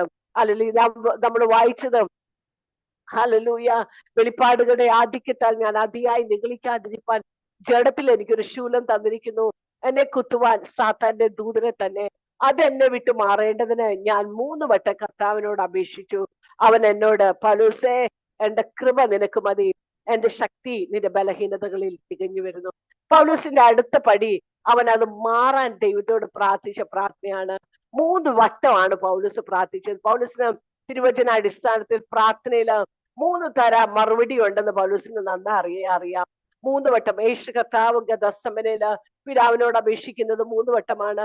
പിതാവേ, കഴിയുമെങ്കിൽ ഈ പാനപാത്രം എന്നിൽ നിന്ന് നീക്കി തരണമേ, എങ്കിലും എന്റെ ഇഷ്ടമല്ല പിതാവേ, അങ്ങയുടെ ഇഷ്ടം എന്റെ ജീവിതത്തിൽ നിവർത്തിക്കണമേ. ആ ഒരു വാക്ക്, പിതാവേ അങ്ങയുടെ ഇഷ്ടം നിവർത്തിക്കണമേ എന്നെ ഏൽപ്പിച്ചു കൊടുത്തൊരു വാക്കുകൊണ്ടാണ് ഞാനും നിങ്ങളും ഇന്ന് ഈ ദൈവസന്നിധിയിൽ ഇരിക്കുന്നത്. ഹല്ലേലൂയ. പിതാവിന്റെ ഇഷ്ടത്തിന് നമ്മുടെ പ്രാർത്ഥനകളെ ഏൽപ്പിച്ചു കൊടുത്താൽ നമ്മുടെ തലമുറകൾക്ക് അഥവാ വരുന്ന കാലഘട്ടങ്ങൾക്ക് ചില മഹത്വകരമായ ദൈവപ്രവൃത്തിക്ക് വേണ്ടി അല്ലെങ്കിൽ ചില ഒരു ശേഷിപ്പാണ് നാം വച്ചിച്ചു പോകുന്നത്. പലപ്പോഴും നമ്മുടെ പ്രവാസ ജീവിതം ഏറിയാൽ 70 സംവത്സരം അല്ലെങ്കിൽ 80 സംവത്സരം, ഏറിയാൽ 80 സംവത്സരം, 70 അല്ലെങ്കിൽ 80 സംവത്സരം. ഈ സംവത്സരങ്ങളൊക്കെ നമ്മുടെ കാര്യങ്ങളുടെ മാത്രം അനുഭവങ്ങൾക്ക് നന്മയ്ക്കൊക്കെ വേണ്ടിയാണ്. നാം പറയുന്ന വശത്തേക്ക് ദൈവത്തെ കൊണ്ടുവരുവാനാണ് നമ്മുടെ പ്രാർത്ഥനയെങ്കിലും നമുക്ക് മറിച്ച് ചിന്തിക്കാം. കർത്താവേ, തിരുഹിതം മനസ്സിലാക്കി ജീവിപ്പാൻ, തിരിഷ്ടം മനസ്സിലാക്കി ജീവിപ്പാൻ നീ എന്നെ സഹായിക്കണമേ. അതിന്റെ പിന്നിനകത്ത് മറഞ്ഞിരിക്കുന്ന മഹത്വം വളരെ വലുതാണ്. നാം മറഞ്ഞാലും നമ്മുടെ പ്രാർത്ഥന മറഞ്ഞാലും ദൈവ ഇഷ്ടം മനസ്സിലാക്കിയുള്ള പ്രാർത്ഥനയുടെ മഹത്വം തലമുറകൾ അത് അനുഭവിക്കുവാനിടയായി തീരുവാനിടയാകും. പ്രിയമക്കളെ, ദൈവ മഹത്വത്തിനായി നമ്മെ ഏൽപ്പിച്ചു കൊടുത്ത് പ്രാർത്ഥിപ്പാൻ ദൈവം നമ്മെ സഹായിക്കട്ടെ. പൗലോസും അങ്ങനെ പ്രാർത്ഥിക്കാണ്. ഹല്ലേലൂയ. 3 വട്ടം ദൈവത്തോട് അപേക്ഷിച്ചു. ദൈവത്തിന്റെ പക്കൽ നിന്നുള്ള മറുപടി 3 രീതിയിലാണ്. ഒന്ന്, യെസ്, ഞാൻ നിന്റെ പ്രാർത്ഥന കേട്ടു. ഡാനിയേലിനെ പ്രാർത്ഥിപ്പാൻ മുട്ടുമടക്കിയപ്പോ തന്നെ ദൈവം ഡാനിയേലിന്റെ പ്രാർത്ഥന കേട്ടു. ഹല്ലേലൂയ. പശ്ചിദേശ പ്രഭു ഒക്കെ തടഞ്ഞു വെച്ചെങ്കിലും ദൈവം ആ പ്രാർത്ഥന കേൾക്കാൻ ഇടയായി. 2, ദൈവത്തിന്റെ ദൈവസന്നിധി നാം പ്രാർത്ഥിക്കുന്ന പ്രാർത്ഥനയുടെ മറ്റൊരു മറുപടിയാണ്, നോ, ഞാൻ നിന്റെ പ്രാർത്ഥന കേട്ടില്ല. ഹല്ലേലൂയ. പ്രാർത്ഥനയ്ക്ക് എനിക്ക് ഉത്തരം തരാനില്ല എന്നതാണ് ദൈവത്തിന്റെ മറുപടി. 3, വെയിറ്റ്, കാത്തിരിക്കുക. അബ്രഹാമിനോട് പറയുന്നുണ്ട്, നിനക്കൊരു വാഗ്ദത്ത സന്തതി ഞാൻ തരും. അബ്രഹാമിന് കാത്തിരിക്കാൻ ക്ഷമ നഷ്ടപ്പെട്ടത് കൊണ്ടാണ് ഒരു വാഗ്ദത്ത സന്തതിക്ക് മുമ്പ് ഒരു ജഡീക സന്തതി ഈ ഭൂമിയിലേക്ക് ഉണ്ടായത്. അതുകൊണ്ട് തന്നെയാണ് വാഗ്ദത്തവും ജഡീകവും തമ്മിലുള്ള പോരാട്ടം ഇന്നും ഭൂമിയിൽ നടന്നുകൊണ്ടിരിക്കുന്നതാണ്. പ്രിയമക്കളെ, ദൈവം ഒരു വാഗ്ദത്തം ചെയ്താൽ അവൻ വിശ്വസ്തനാണ്. അവൻ വാക്ക് മാറാത്ത ദൈവമാണ്. അവൻ ഊവെന്ന് പറഞ്ഞാൽ ഊവെന്നാണ്, ഇല്ല എന്ന് പറഞ്ഞാൽ ഇല്ല എന്നാണ്. ദൈവിക വാഗ്ദത്തങ്ങളെ പൂർണ്ണമായി വിശ്വസിപ്പാൻ അവൻ വാഗ്ദത്തത്തിൽ വിശ്വസ്തനായ ദൈവമാണ്. വിശ്വസ്തനായ ദൈവം. ആ വാഗ്ദത്തങ്ങളിൽ വിശ്വസ്തയോടെ കാത്തിരിപ്പാൻ ദൈവകൃപ നമുക്കുണ്ടാകേണ്ടതിനായി നമുക്ക് ദൈവത്തോടായി പ്രാർത്ഥിക്കാം. ഞാൻ ഇത് പറയുമ്പോൾ ഒരു അനുഭവം പറയും. എനിക്ക് പ്രിയപ്പെട്ട ഒരു ആന്റി ഉണ്ടായിരുന്നു തിരുവനന്തപുരത്ത്, വത്സ ആന്റി. ഇന്ന് ആന്റി കുവൈറ്റിലാണ്. ഇത്രയേ പ്രാർത്ഥിക്കുന്ന ആന്റി. സൂസൻ ആന്റി പറഞ്ഞ പോലെ ഒറ്റയ്ക്കാ രക്ഷിക്കപ്പെട്ടത്. അപ്പൊ ആന്റിക്ക് 2 മക്കളാണ്, ആൺമക്കളാണ്. അപ്പം ഈ ആന്റി ഭയങ്കരമായിട്ട് കർത്താവ് വിശ്വസിക്കുന്ന ആന്റി. ആന്റിയുടെ വീട്ടില് പ്രാർത്ഥന വെക്കുമ്പോഴൊക്കെ ഞങ്ങൾ പോകാറുണ്ട്, പലപ്പോഴും അവിടെ പോകാറുണ്ട്. ആ സമയത്ത് ആന്റിയുടെ മൂത്ത മോനും ഞാനും ഒരുമിച്ചാ 12th എഴുതിയത്. ആ മോന് അവര് കുവൈറ്റിലാ ജനിച്ചു വളർന്നത്. അവരുടെ പഠനത്തിന് വേണ്ടി മാത്രമാണ് ആന്റി നാട്ടിൽ വന്നത്. അങ്ങനെ അവിടെ മക്കളിലുള്ള പ്രശ്നങ്ങളൊക്കെ കൊണ്ടാണ് ദൈവത്തോട് കൂടുതൽ അടുക്കാനിടയായത്. മർത്തോമ ബാക്ക്ഗ്രൗണ്ടിൽ നിന്ന് പെന്തിക്കോസ്ത് വിശ്വാസത്തിലായി. ആന്റിയുടെ ഫാമിലിയിൽ അച്ഛന്മാരൊക്കെ ഉണ്ടെന്ന് ആന്റി ഞാൻ കേട്ടിട്ടുള്ളത്. അപ്പം ഈവൻ 12th എഴുതിയിട്ട് പാസ്സായില്ല. പഠിക്കാൻ ബുദ്ധി ഇല്ലാഞ്ഞിട്ടൊന്നുമല്ല, പല കൂട്ടുകെട്ടുകളിൽ അകപ്പെട്ട് നല്ല ചുറ്റുപാടിൽ ജീവിക്കുന്ന ഒരു ഫാമിലിയാണ്. ആ സമയത്ത് ഇങ്ങനെ ഞാൻ 12th ഒക്കെ എഴുതുന്ന സമയത്ത് ഇതുണ്ട്, മാർച്ചിൽ എഴുതാം, പിന്നെ സെപ്റ്റംബറിൽ എഴുതാം. ഇയറിൽ 2 വട്ടം നമുക്ക് എക്സാം എഴുതാനുള്ള ഓപ്ഷൻ ഉണ്ടായിരുന്നു. മാർച്ച് സെപ്റ്റംബർ എന്ന് പറഞ്ഞ് 2-3 വട്ടം എഴുതി ജയിച്ചില്ല. ആന്റി ഒരു ദിവസം അനുഭവം പറഞ്ഞത് ഞാൻ കേട്ടതാണ്. ദൈവത്തോട് പ്രാർത്ഥിച്ചെന്ന്, കർത്താവേ എല്ലാരും നിന്ദിക്കാൻ തുടങ്ങി, ഫാമിലിയിൽ എല്ലാരും നീ മർത്തോമ വിട്ട് പെന്തിക്കോസ്തിൽ പോയതാ നിന്റെ മക്കൾ വഴിതെറ്റാൻ കാരണം. പക്ഷെ ഇത്രയും ദൈവത്തെ വിശ്വസിച്ച് പ്രാർത്ഥിക്കുന്ന ഒരു ഭക്തിയായ ഒരു സ്ത്രീയായിരുന്നു. ഇങ്ങനെ പല നിന്ദകൾ വന്നപ്പോ ഒരു ദിവസം പ്രാർത്ഥിച്ചെന്ന്, കർത്താവേ ഇതൊന്ന് കേൾക്കാൻ എനിക്ക് മനസ്സ് വരുന്നില്ല, എന്റെ ജീവനെ നീ അങ്ങ് എടുക്കണേ, ഞാൻ ഈ വിശ്വാസത്തിൽ ഇരുന്ന് തന്നെ മരിക്കാൻ തക്ക ഒരനുഭവം നീ എനിക്ക് തരണേ എന്ന് പ്രാർത്ഥിച്ചു. അത്രമാത്രം വേദനപ്പെട്ടിട്ടുണ്ടായിരിക്കില്ലേ ആ മാതാവ് അങ്ങനെ പ്രാർത്ഥിക്കാൻ ഇടയായത്. അങ്ങനെ ആ മോനെ 3-4 വർഷം ഇങ്ങനെ എഴുതി. ഒരു പ്രാവശ്യം എഴുതി അവൻ ജയിച്ചു കഴിഞ്ഞപ്പോഴാണ് അവന്റെ കൂടെ പഠിച്ചവരൊക്കെ ആ സമയത്ത് എഞ്ചിനീയറിംഗ് ഒക്കെ കോഴ്സ് കഴിഞ്ഞ് ഏകദേശം ഫൈനൽ ഇയർ ഒക്കെ ആന്റിക്ക് ഭയങ്കര വിഷമായി, മോന് ഇനി എന്തോ പഠനം സംഭവിക്കും എന്നൊക്കെ ഓർത്ത്. ആ സമയത്ത് ആന്റിയുടെ ഹസ്ബൻഡ് ഇങ്ങനെ വിളിച്ചിട്ട് പറഞ്ഞു, കുവൈറ്റിൽ ഒരു അമേരിക്കൻ കമ്പനി, അമേരിക്കക്കാരുടെ യൂണിവേഴ്സിറ്റിയിൽ നിന്നൊരു കോഴ്സ് തുടങ്ങിയിട്ടുണ്ട്. അവിടെ മാർക്ക് അടിസ്ഥാനമല്ല, അവരുടെ ടെസ്റ്റ് പാസ്സായാൽ ആ കുഞ്ഞുങ്ങൾക്ക് അവിടെ അഡ്മിഷൻ എടുക്കാന്ന്. ആ മോൻ പോയി ആ ടെസ്റ്റ് എഴുതി, അവൻ പാസ്സായി. ടെസ്റ്റ് പാസ്സായിട്ട് അമേരിക്ക ഗവൺമെന്റിന്റെ ആ യൂണിവേഴ്സിറ്റിയിൽ അവൻ പഠിക്കുകയാണ്. സെക്കൻഡ് ഇയർ ആയപ്പം അവന് പോയി വരാൻ സ്വന്തം വാഹനം യൂണിവേഴ്സിറ്റി കൊടുത്തു എന്നാ പറഞ്ഞ ആന്റി ആ സാക്ഷ്യത്തിൽ ഇങ്ങനെ പറഞ്ഞ. ഞാൻ ഓർക്കുമായിരുന്നു ഒരുപക്ഷെ ആ മാർച്ചിലോ ആ സെപ്റ്റംബറിലോ ആന്റി പറയുന്ന അനുഭവം ഇങ്ങനെ, ആ മാർച്ചിലോ സെപ്റ്റംബറിലോ മോൻ എഴുതി ജയിച്ചിരുന്നെങ്കിൽ കേരളത്തിലെ ഏതെങ്കിലും യൂണിവേഴ്സിറ്റിയിൽ അവൻ ബിടെക് പഠിക്കുമായിരുന്നു. പക്ഷെ ദൈവം കണ്ടിരുന്നു, അവൻ അവിടെയല്ല പഠിക്കേണ്ടത്, അവൻ അമേരിക്കൻ യൂണിവേഴ്സിറ്റിയിൽ സ്കോളർഷിപ്പോടെ അവനെ കൊണ്ടുപോകാൻ സ്വന്തം വാഹനം ആ യൂണിവേഴ്സിറ്റി പ്രൊവൈഡ് ചെയ്യുന്ന നിലയിൽ അവനെ പഠിപ്പിക്കണമെന്ന് ദൈവം ആഗ്രഹിച്ചിരുന്നു. പ്രിയമക്കളെ, ദൈവത്തിന്റെ വാഗ്ദത്തങ്ങൾ ഊവെന്ന് പറഞ്ഞാൽ അത് ഊവാണ്. അതിനകത്ത് ഒരു പക്ഷെ പൊട്ടക്കിണർ വന്നേരിക്കാം, പോത്തിപ്പേറിന്റെ ഭവനത്തിൽ നീ പോകേണ്ടി വന്നെന്ന് വന്നേക്കാം, ലജ്ജിക്കപ്പെടേണ്ടത് അനുഭവങ്ങള്, അലലിയ കെട്ടുകഥകള് ചമച്ചെന്ന് വന്നേക്കാം. ധൈര്യമായിരിക്ക, അവന്റെ മുഖത്തേക്ക് നോക്കുക, അവന്റെ വാഗ്ദത്തങ്ങൾ ഊവെന്ന് പറഞ്ഞാൽ ഊവെന്നാണ്. ഹല്ലേലൂയ. ദൈവിക വാഗ്ദത്തങ്ങളെ ഓർത്ത്, ദൈവിക ഹല്ലേലൂയ പ്രവൃത്തികളെ ഓർത്ത് ഞാൻ ദൈവത്തിന് നന്ദി പറയാണ്. ഇന്നും ആ ഫാമിലി ദൈവവേലയിൽ, ആ മക്കളും ദൈവവേലയില് വളരെ വ്യാപൃതരായിരിക്കുകയാണ്. കർത്താവ് ഒരുക്കുന്ന വഴികളെ ഓർത്ത് നമുക്ക് ദൈവത്തിന് നന്ദി പറയാം. ഇവിടെ പൗലോസും 3 വട്ടം പ്രാർത്ഥിച്ചു. പൗലോസിനറിയാം, ഒന്നുകിൽ പൗലോസെ ഞാൻ നിന്റെ പ്രാർത്ഥന കേട്ട് നിന്റെ സൗഖ്യത്തോടെ ഞാൻ നിന്നെ അയക്കാമെന്നായിരിക്കാം, അല്ലെങ്കിൽ നോ എന്നായിരിക്കാം, അല്ലെങ്കിൽ വെയിറ്റ് എന്നായിരിക്കാം. എന്നാൽ പൗലോസിന് ഈ 3 ലഭിക്കാതെ വന്നിട്ട് ദൈവം നേരിട്ട് ഹല്ലേലൂയ പറയണ, പൗലോസേ എന്റെ കൃപ നിനക്ക് മതി. നീ അർഹിക്കപ്പെടാത്ത സ്ഥാനത്ത് ഞാൻ തരുന്ന ഹല്ലേലൂയ മഹത്വമുണ്ടല്ലോ, അർഹിക്കപ്പെടാത്ത സമയത്ത് ഞാൻ തരുന്ന ദാനം, അതാണ് കൃപ. ആ കൃപ നിനക്ക് മതി. എന്റെ ശക്തി നിന്റെ ബലഹീനതകളിൽ തികഞ്ഞു വരും. ഹല്ലേലൂയ. പ്രിയ മക്കളെ, ദൈവകൃപയുടെ ആഴം പിന്നോടുള്ള പൗലോസിന്റെ ജീവിതത്തിൽ നാം കാണുകയാണ്. 3-ാം സ്വർഗത്തോളം എടുക്കപ്പെട്ട സുവിശേഷത്തിന് വേണ്ടി എല്ലാം ചവർന്ന് എണ്ണാൻ കൊടുത്തൊരു ദൈവകൃപ. സുവിശേഷത്തിന് വേണ്ടി ജയിലുകളിൽ അവന്റെ കൈകാലുകളെ ബന്ധിച്ച് കാലുകൾ ആമത്തിലിട്ട് പൂട്ടിക്കിടക്കുമ്പോഴും മനോഹരമായ ലേഖനങ്ങൾ എഴുതുവാൻ കൊടുത്ത ദൈവകൃപ. എത്രമായ ശിഷ്യന്മാരെ വാർത്തെടുക്കുവാൻ ദൈവം ഒരുക്കി കൊടുത്ത ദൈവകൃപ. ഉയരത്തിലുള്ളത് ചിന്തിപ്പാൻ നമ്മെ പ്രബോധിപ്പിച്ച ദൈവകൃപ. കൂടാരമായ ഭവനം അഴിഞ്ഞു പോകും, കൈപ്പണിയല്ലാത്തൊരു നിത്യഭവനം നമുക്കുണ്ടെന്ന് പറഞ്ഞ് നമ്മളെ ബലപ്പെടുത്തുവാൻ ഉപയോഗിച്ച ദൈവകൃപ. ആ കൃപ പൗലോസിന്റെ ജീവിതത്തിൽ നാം ഉടനീളം അനുഭവിച്ചറിയുന്നത് കാണുകയാണ്. അത് അനുഭവിച്ച പൗലോസ് താഴേക്കുള്ള ഭാഗങ്ങളിൽ പറയാണ്, അതുകൊണ്ട് ഞാൻ എന്റെ ബലഹീനതകളിൽ ഹല്ലേലൂയ സന്തോഷിക്കുന്നു. എന്റെ ആകയാൽ ക്രിസ്തുവിന്റെ ശക്തി എന്റെ മേൽ ആവസിക്കേണ്ടതിന് ഞാൻ അതിസന്തോഷത്തോടെ എന്റെ ബലഹീനതകളിൽ പ്രശംസിക്കും. ആർക്ക് പറയാൻ കഴിയും? ഹല്ലേലൂയ. ക്രിസ്തുവിന്റെ എന്തിനാന്നറിയാവോ? ക്രിസ്തുവിന്റെ ശക്തി എന്റെ മേൽ ആവസിക്കേണ്ടതിന്. ക്രിസ്തുവിന്റെ ശക്തി, ഞാൻ പോകുന്നത് പ്രയോജനം.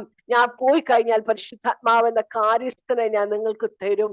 ആ കാര്യസ്ഥൻ എന്റെ മേൽ അതിയായി ആവസിക്കേണ്ടതിന് ഞാൻ എന്റെ ബലഹീനതകളിൽ അതിസന്തോഷത്തോടെ ഞാൻ പ്രശംസിക്കും. Hallelujah, hallelujah. ക്രിസ്തുവിനെ നേടിക്കഴിഞ്ഞാൽ, കർത്താവിനെ അറിയേണ്ടത് വണ്ണം അറിഞ്ഞു കഴിഞ്ഞാൽ, ആ പരിശുദ്ധാത്മാവിന്റെ ശക്തി മൺകൂടാരത്തിൽ നാം അനുഭവിച്ചറിഞ്ഞു കഴിഞ്ഞാൽ, പിന്നെ ഈ ഭൂമിയിലെ താൽക്കാലികമായ കാര്യങ്ങളിലൊന്നും നാം നിരാശപ്പെടാതെ ധൈര്യത്തോടെ നേരിടുവാൻ ഒരു ദൈവകൃപ കർത്താവ് നമുക്ക് തരും. എന്റെ കൃപ നിനക്ക് മതി, എന്റെ ശക്തി നിന്റെ ബലഹീനതകളിൽ തികഞ്ഞു വരുന്നു. ആകയാൽ ക്രിസ്തുവിന്റെ ശക്തി എന്റെ മേൽ ആവസിക്കേണ്ടതിന് ഞാൻ അതിസന്തോഷത്തോടെ, ഈ വാക്കുകളൊക്കെ എന്നെ വളരെ ഹൃദയത്തിനകത്ത് ചൈതന്യം തരുന്ന വാക്കുകളാണ്. ഞാൻ അതിസന്തോഷത്തോടെ എന്റെ ബലഹീനതകളിൽ പ്രശംസിക്കും. പ്രശംസിപ്പാനുള്ളത് ദൈവശക്തി എന്റെ മേലുണ്ട് എന്നതുകൊണ്ടാണ്. നമ്മുടെ ജീവിതത്തിലെ പ്രശംസ നമ്മുടെ ശുശ്രൂഷയുടെ ദൈർഘ്യം, നമ്മുടെ ഹല്ലേലൂയ വിശ്വാസികളുടെ എണ്ണം കണ്ടിട്ടാണെങ്കിൽ, ഹല്ലേലൂയ നമ്മുടെ സ്ഥാനങ്ങൾ മാനങ്ങൾ കണ്ടിട്ടാണെങ്കിൽ, നല്ലൊരു മടങ്ങി വരവ് ദൈവസഭയ്ക്കും ദൈവിക കുടുംബാംഗങ്ങൾക്ക് ഉണ്ടാകട്ടെ എന്ന് ഞാൻ പ്രാർത്ഥിക്കുകയാണ്. ദൈവത്തോടായി നമുക്ക് പ്രാർത്ഥിക്കണം. കർത്താവേ, ഹല്ലേലൂയ, നിന്റെ ശക്തി എന്റെ മേലുണ്ടെന്നുള്ള തിരിച്ചറിവാണ് എന്നെ പ്രശംസിക്കപ്പെടാൻ ഉണ്ടാക്കേണ്ടത്. നിന്റെ ശക്തി എന്റെ മേലുണ്ട്. ഞാൻ ഹല്ലേലൂയ എന്റെ കഴിവ് കൊണ്ടൊന്നും അല്ല ഇത് ചെയ്യുന്നത്. ദൈവശക്തി എന്റെ മേലുണ്ടെന്നുള്ളൊരു തിരിച്ചറിവ്. ഞാൻ ബലഹീനനാണ്, വാക്ചാതുര്യമില്ലാത്തവനാണ്, ഹല്ലേലൂയ, ഹല്ലേലൂയ, കാഴ്ചയ്ക്ക് പ്രശ്നങ്ങൾ ഉള്ളവനാണ്, ഒരു സാധാരണക്കാരനായ മനുഷ്യനാണ്. എന്നാൽ ക്രിസ്തുവിന്റെ ശക്തി എന്റെ മേലുണ്ട്. അതുകൊണ്ട് പലയിടത്ത് കല്ലേറേറ്റപ്പോഴും അവിടെ നിന്ന് വലിച്ചഴിച്ച് പട്ടണത്തിന് പുറത്തു കൊണ്ടുവരുമ്പോഴും ചാടി എഴുന്നേറ്റ് ക്രിസ്തുവിന് വേണ്ടി പ്രശംസിക്കാൻ, പ്രസംഗിക്കുവാൻ തന്റെ മേൽ വ്യാപരിച്ച ആ ക്രിസ്തുവിന്റെ ശക്തിയാണ്. ജയിലറകളിൽ നീറോയുടെ മിന്നിത്തിളങ്ങുന്ന വാളുകൾ തന്റെ കഴുത്തിന്റെ മേൽ വെക്കുമെന്ന് അറിവുണ്ടായിട്ടും ഞാൻ നല്ല പോർ പൊരുതു, ഓട്ടം കാത്തു, നല്ല പോർ പൊരുതു, ഹല്ലേലൂയ, വിശ്വാസം കാത്തു എന്ന് പറയാൻ, ഓട്ടം തികച്ചു എന്ന് പറയാനുണ്ടായിരുന്നത് ദൈവത്തിന്റെ ശക്തി, ഹല്ലേലൂയ, പരിശുദ്ധാത്മാവിന്റെ ശക്തി തന്റെ മേലുണ്ടായിരുന്നത് കൊണ്ടാണ്. പ്രിയ മക്കളെ, നമുക്ക് ദൈവത്തോടായി പ്രാർത്ഥിക്കാം. ക്രൈസ്തവ സഭയ്ക്ക്, ഹല്ലേലൂയ, കേരളത്തിലെ, ഇന്ത്യയിലെ, ഭാരത ക്രൈസ്തവർക്ക് ഈ ഒരു ദർശനം, ഇനി കാലഘട്ടങ്ങള് നമ്മൾ സുരക്ഷിതമാണെന്ന് ചിന്തിക്കേണ്ട സമയങ്ങളൊന്നും അല്ല. പക്ഷെ നമുക്ക് ഒന്നില് നാം സുരക്ഷിതരാണ്. ദൈവത്തിന്റെ ശക്തി എന്റെ മേലുള്ളത് കൊണ്ട് ഞാൻ സുരക്ഷിതരാണ്. ക്രിസ്തുവിന്റെ ശക്തി എന്റെ മേൽ ആവസിക്കുന്നു എന്നറിഞ്ഞ് ആ സുരക്ഷിതത്വത്തില് പ്രശംസിപ്പാൻ ദൈവം നമ്മെ സഹായിക്കട്ടെ. അടുത്ത വാക്യം, 10-ാം വാക്യം. ഹല്ലേലൂയ. അതുകൊണ്ട് ഞാൻ ക്രിസ്തുവിന് വേണ്ടി ബലഹീനത, കയ്യേറ്റം, ബുദ്ധിമുട്ട്, ഉപദ്രവം, ഞെരുക്കം എന്നിവ സഹിപ്പാൻ ഇഷ്ടപ്പെടുന്നു. ബലഹീനനായിരിക്കുമ്പോൾ തന്നെ ഞാൻ ശക്തനായിരിക്കുന്നു. Hallelujah, hallelujah. താൻ ഇഷ്ടപ്പെട്ടത്, സാധാരണ ദൈവമക്കൾ ഇഷ്ടപ്പെടുന്നതിനേക്കാൾ വ്യത്യസ്തമായ ഒരു കാര്യമാണ് പൗലോസ് ഇഷ്ടപ്പെടുന്നത്. ഹല്ലേലൂയ. നമ്മളൊക്കെ ഇഷ്ടപ്പെടുന്ന, ഞാൻ അടക്കം ഇഷ്ടപ്പെടുന്ന പല കാര്യങ്ങളുണ്ട് ഈ ഭൂമിയില്. കർത്താവേ, ഇത്രയും നാള് കഷ്ടപ്പെട്ടു, നോർത്ത് ഇന്ത്യ വന്ന് ഒത്തിരി നാള് കഷ്ടപ്പെട്ടു, ഇനിയെങ്കിലും ഒരു വിശാലത തരണേന്നൊക്കെ പലപ്പോഴും ഞെരുക്കങ്ങളിലൊക്കെ ഇരുന്ന് പ്രാർത്ഥിച്ചിട്ടുണ്ട് ദൈവത്തോട്. ഞെരുക്കങ്ങളിലൊക്കെ അറിയാതെ ദൈവത്തോട് നിലവിളിച്ചിട്ടുണ്ട്, കർത്താവേ, ഒരു അല്പം ആശ്വാസത്തിന്, തണലേകുന്ന അനുഭവങ്ങൾ ജീവിതത്തിൽ ഉണ്ടാകണേന്ന്. പക്ഷെ ഈ ഭാഗങ്ങളൊക്കെ വായിക്കുമ്പോ, ഹല്ലേലൂയ, കർത്താവേ, ദൈവത്തിന്റെ മഹത്വം തിരിച്ചറിയുവാൻ നീ ഞങ്ങളെ സഹായിക്കണമേ. നിന്റെ മഹത്വത്തെ അറിഞ്ഞ് ജീവിപ്പാൻ നീ എന്നെ സഹായിക്കണമേ. ഹല്ലേലൂയ. അതുകൊണ്ട് ക്രിസ്തുവിന് വേണ്ടി ബലഹീനത, കയ്യേറ്റം, ബുദ്ധിമുട്ട്, ഉപദ്രവം, ഞെരുക്കം എന്നിവ സഹിപ്പാൻ ഇഷ്ടപ്പെടുന്നു. ബലഹീനനായിരിക്കുമ്പോൾ തന്നെ ഞാൻ ശക്തനായിരിക്കുന്നു. നമ്മുടെ കണ്ണുകളെ അടയ്ക്കാം. നമ്മൾ ബലഹീനരായിരിക്കുമ്പോൾ, ഹല്ലേലൂയ, ശക്തനാക്കുന്ന ഒരു ദൈവ സാന്നിധ്യം നമ്മുടെ കിടക്കിക്കരികില്, ഹല്ലേലൂയ, നമ്മുടെ ശുശ്രൂഷക്കരികില്, നമ്മുടെ തലമുറകളുടെ ബന്ധത്തില്, നമ്മുടെ രോഗമായ അവസ്ഥകളില്, സാമ്പത്തികമായ ബുദ്ധിമുട്ടുകളുടെ അവസ്ഥകളിലൊക്കെയും, കർത്താവേ, ഹല്ലേലൂയ, ദൈവത്തിന്റെ മഹത്വം എന്നെ ഒന്ന് വെളിപ്പെടുത്തി തരണമേ എന്ന് നമുക്ക് ദൈവത്തോടായി പ്രാർത്ഥിക്കാം. ഹല്ലേലൂയ. ക്രിസ്തുവിന് വേണ്ടി സഹലവും സഹിപ്പാൻ ഇഷ്ടപ്പെട്ട പൗലോസിന്, ഹല്ലേലൂയ, ഫിലിപ്പിയർക്ക് ലേഖനം എഴുതുമ്പോ പറയുന്നുണ്ട്, താൻ അനുഭവിച്ചറിയാൻ ഇഷ്ടപ്പെട്ടത് ക്രിസ്തുവിനെ കഷ്ടാനുഭവങ്ങളുടെ കൂട്ടായ്മയെ താൻ അനുഭവിച്ചറിയുവാൻ ഇഷ്ടപ്പെട്ടു. പുനരുദ്ധാനത്തിന്റെ ശക്തി അറിയാൻ ഇഷ്ടപ്പെട്ടു. നമ്മുടെ അനുഭവിച്ചറിയാൻ ഇഷ്ടപ്പെടേണ്ട ഇതൊക്കെ ആയി തീരുവാൻ കർത്താവ് നമ്മെ സഹായിക്കട്ടെ. കർത്താവേ, hallelujah. Thank you Jesus. Hallelujah.